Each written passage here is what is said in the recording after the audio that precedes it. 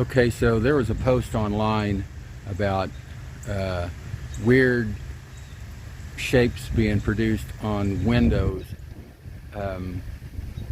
after you're gone or while you're there. So here's a prime example. I'm going to show you what the deal is here.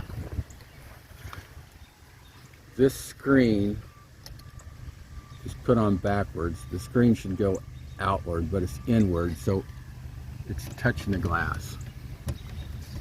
Especially this nylon screen, when it gets wet, it's going to suck to the glass and it will make a circle.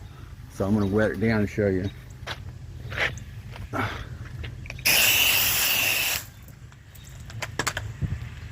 So you see those circles? It's because the screen's hitting here. Of course, the screen gets away from the glass on the perimeter, so it leaves this circle. Now, you'll never get that rinse perfect, and when it dries, it may not be the cleanest window here, or what happens is it may dry and come away from the glass. Then tomorrow morning on a heavy dew or a heavy rain, it sticks to the glass. Then your customer is already critical of your job and is checking everything out, and they claim to see this. They've never seen it before, but it's there, and it's only because the screens are in backwards. So rinse the best you can, tell the customer when you leave, and that should be it. Okay, this screen is put in correctly.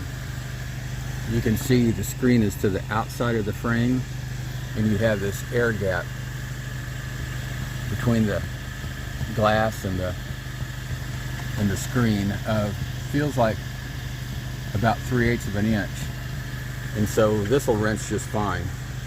So that's what you have to tell your customer, is your screens are on backwards. That's why your screen's sticking to the glass, and that's the what they think is dirt.